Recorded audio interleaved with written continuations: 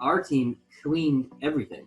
It was incredible. Like they did towels, laundry, and it was took the pool down. Like it was, we came out of the bedroom, you know, I came out maybe 3 hours later and it was, our house was spotless. I think it was cleaner than before.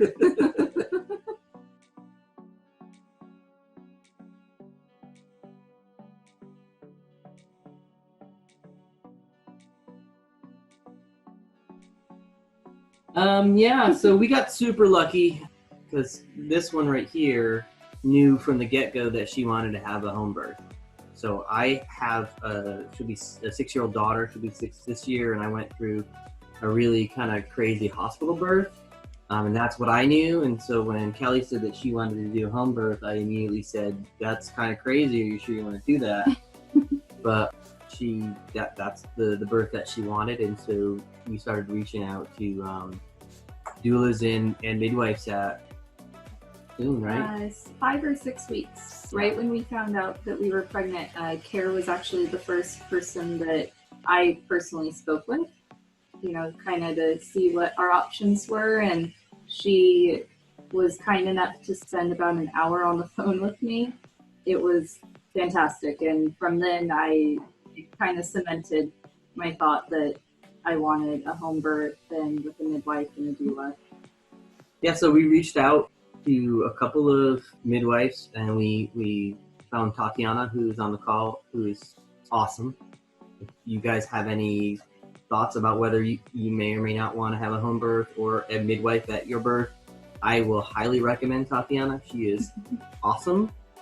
And just not to go into what she does, because it's all great, we're 11 weeks postpartum and she still comes and sees us. So that's crazy service. If you're not familiar with what people usually get, you don't usually get that. So yeah, so as part of her services, she, I know we were looking at the hypnobirthing class, but she was able to get it all set up so we could get into the class of care. And I'm so glad that we did, because it's a great class. But really, I guess the purpose is the birth. So we have a kind of a COVID baby. I call him my little plague baby. We were 1 week into quarantine. We were the only couple in our class that had a planned home birth, which I was kind of surprised, but that's, you know, everyone's birth is different and you get what you want, and there's no right or wrong. But I was so thankful for it because at that time it was so crazy that partners weren't being let into triage. So, and I've heard horror stories of you know, partners and fathers getting stuck out in their car for 6-7 hours until their partner went in to deliver. And yeah, that was not what I wanted, and that's not what we got. So we got some great tools out of the class. It's not how to hypnotize yourself into not feeling anything. It's just more so kind of like a be prepared, share your fears kind of scenario. So I was pretty comfortable coming from a, oh my God, crazy home birth in the bathtub mentality as a father to, yeah, I'm so glad we decided to take this route. So yeah, the class was wonderful. We were able to get tools that really we could use at home during our son's birth, as well as even if we were in the hospital. I feel like a lot of what we learned in the class we could have used in a hospital. We could use in a birth center. So that's awesome, especially since we were the only people planning for a home birth. And we did receive a lot of good information about our options in a hospital should we transfer to one, what they would offer us, what we could decline, what our rights are, that sort of stuff. And that's incredibly important because I can personally say, going through birth one time, I would not be in the right mindset to make decisions for myself should we have ended up in the hospital. So being at home, it definitely helped with that. But if we did have to go, really knowing what the experience might have looked like and what our options would have been.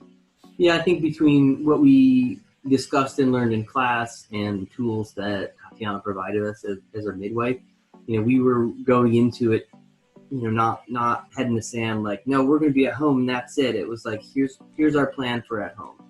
And then if we have to transfer, here's our plan for transfer. And then if for whatever reason we have to have a C-section, here's our plan for that. So you got to kind of really prepare for everything and not really know what you're going to end up with, but don't try to delude yourself into thinking that this is how it's going to be. I mean, things change. Things really do change.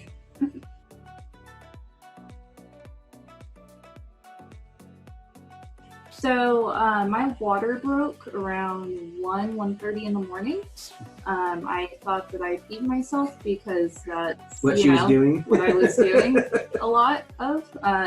So I didn't really think anything of it. I went back to bed, and then I realized I'm either peeing a lot more than normal or my water just broke. Contractions didn't start though until like 8 or 9 that morning. So after my water broke, I just went back to bed. In the class, and what your midwife, if you have one, what your doula, if you have one, what they'll tell you is sleep when you can. And they're not kidding. So really sleep when you can. If your water breaks and you're not having contractions or anything, just get that rest because you're going to need it at some point. So I went back to sleep, and contractions started around 8 or 9 the next morning. What time did we call? Yeah, so we were both working at home, which I'm really, really glad that I didn't have to come home from work. I wasn't expecting that I was going to have to jump in the car like an idiot and speed home, because they tell you, these things take time. But it was nice for me to be there, because I'd say I started the timing the contractions when she really started to feel something more than just, oh, definitely something's happening. I think it went from, oh, I think something's happening, I don't know, to, oh yeah, we're having contractions. Yeah. I want to say around 10:30 or 11 is when she really started to feel them, and I reached out to the midwife or to Tatiana and our doula saying, hey, things are starting to move along, just so you guys know, we think that her water broke last night and we're moving towards it. And I think between the time I first reached out to our care team to when Callie was on all fours on the floor, not talking, was maybe less than 2 hours. Yeah, my sense of time during it was out the window. I remember being on all fours and it was daylight, and then I looked up and I had a baby in my arms and it was nighttime. Yeah. So I had no sense of time. I started prepping stuff, contacted Tatiana and Monet and said, I think it's happening. She's making the animal noises as Kara will. Those help, by the way. Do it. Don't be embarrassed to make noises like that, because it helps in a very odd way. It made a huge difference for me. Mm-hmm. So I think our doula, Monet, she got to our house first, maybe around 3, and then Tatiana, I think you got there maybe 3:30ish. I give or take some minutes, I'm not exactly sure. And unfortunately, because of COVID and the fact that Kelly's mom works in billing at Sharp, she was still exposed to people, and everything was kind of crazy. So she didn't really feel comfortable being there. We were happy that we had more than just the midwife or just the doula, because it allowed me to really kind of focus on being there for Kelly and not having to worry about a lot of things, and knowing that we had this great team and we had this plan in place. So I think you got into the pool almost immediately. That's what she wanted. She wanted to be in the pool. We had some warm water. We put on Stephen Halpert, who we're one of his top 3 fans on Spotify, because we were listening to him every night to put us to sleep. That music works. That was something that we did just every night to go to sleep, just I think to burn it into her subconscious. Yeah, it was really interesting during the birth listening to that. There were some songs that really kind of put me in a different place mentally, a bit calmer, a bit more grounded. So it's really interesting how that worked. We did listen, like Kevin said, we listened to that music every night during bed for months. Yeah, without the words. Yeah, just the music. Just the music. So we got her out of the tub a couple of times to use the bathroom. I think we were in the bathroom for maybe an hour, 45 minutes to an hour. She had set up some candles, and she bought these really thin, like, copper light strands. So it was, we had it in the bathroom, in our bedroom bathroom. We had weird lights everywhere just because we didn't know where she was going to want to end up. We transitioned into the bedroom for a very short period of time, but her hips were really bothering her, and she did not like to be on her side on the bed. So the pool was great. It not only relaxed me, but I was able to be in different positions. Squatting was a big one. Yeah, it really helped quite a bit. Yeah.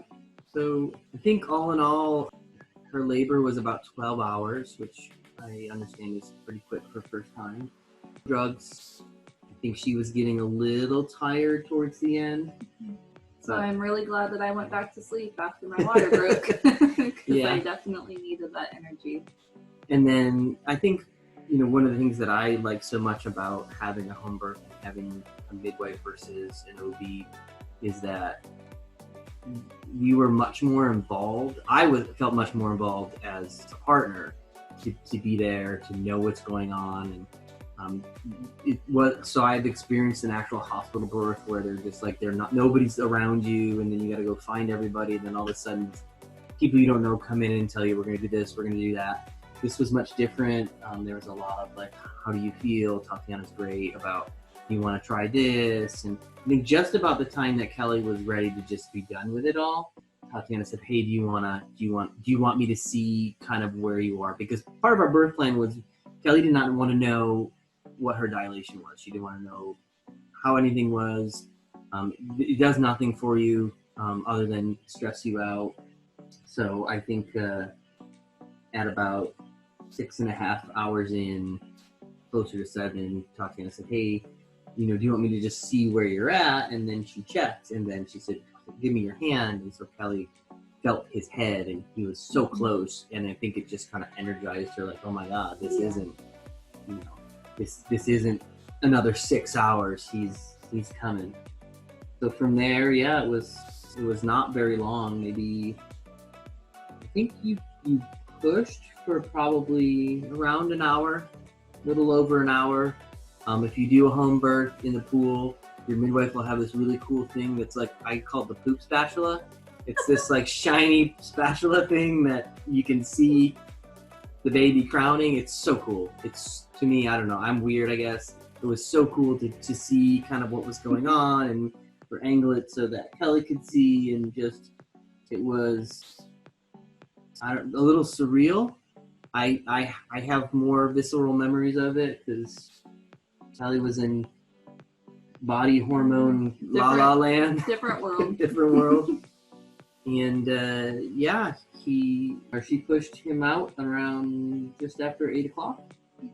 And it's crazy. She went from being totally nonverbal out of it to being 100% like there in less than 30 seconds. It was crazy. It's crazy to see how her body just was like, okay, baby's here. And she started crying and laughing and talking.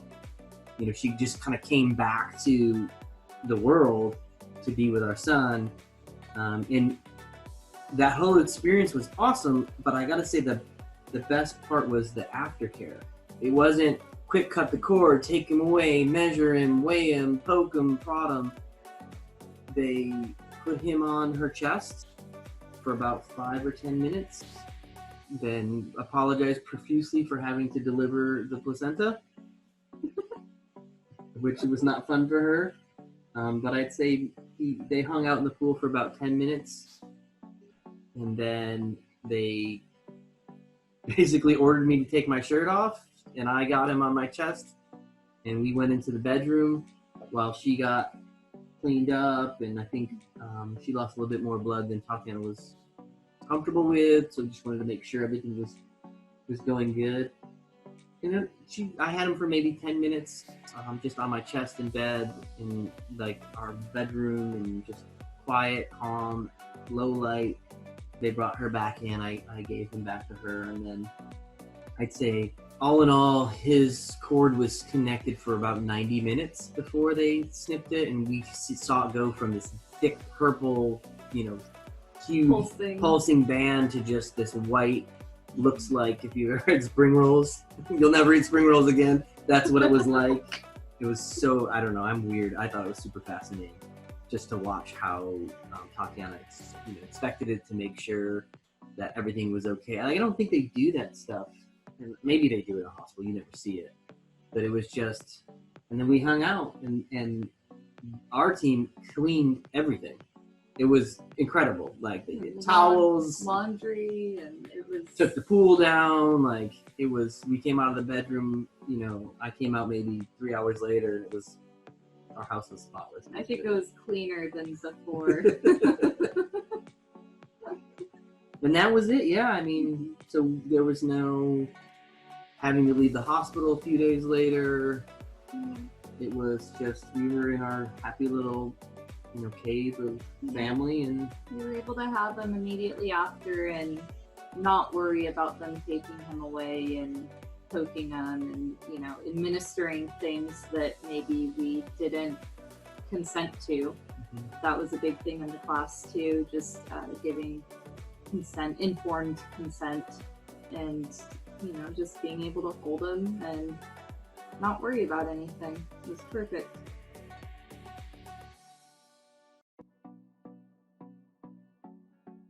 Really being verbal, the noises that I was making. Oh my God, that was huge for me. Keeping my noises really low, because when it would become a bit too much for me, and I'd start to get in my own head about what we were doing, and if I could handle it any longer, I'd start to make very high pitched noises, and I think that just intensified it and made it even worse or harder for me to handle. So being reminded to drop the tone a bit, it's really primal. I mean, it's birth, it's primal, it's, and you hear that come out for sure. Yeah, she really seemed to like the water. So there was a lot of taking turns with a cup and just drizzling the water down her back, and just supporting the weight of the baby. The water definitely helped. Squatting was really nice, and like rocking back and forth as I was squatting, just getting in different positions. I think that I was in that position for quite a while, but if things maybe weren't moving along, trying to get in a different position and remembering that there are other options. There's other things that you can do. That helped. And we also had little cards that I printed out and laminated, and they were like strung over the fireplace and just different parts of the house with different affirmations. And so even though I feel like my eyes were closed for a lot of it, I could mentally see them because I did put them together and I made them. I looked at them and I would tell her, you got this, your body was made to do this. It was easy for me. Yeah, and I can visualize them, so those helped too.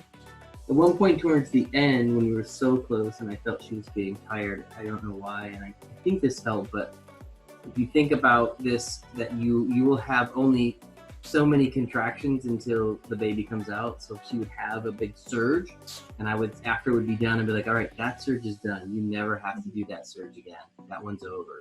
Like, you're running out. Your surge bucket is getting empty. Another thing that I do want to add, being at home with our team, I do remember, I really don't remember a ton just because I was in a different world, but I do remember getting up from the pool and going to the bathroom for a bit, and it was just Kevin and I, and we had some privacy. I heard our birth team talking in the kitchen and laughing about something, and that just, it reminded me that this is normal, this is birth. People do it every single day. Every experience is special, but it's not something that's uncommon.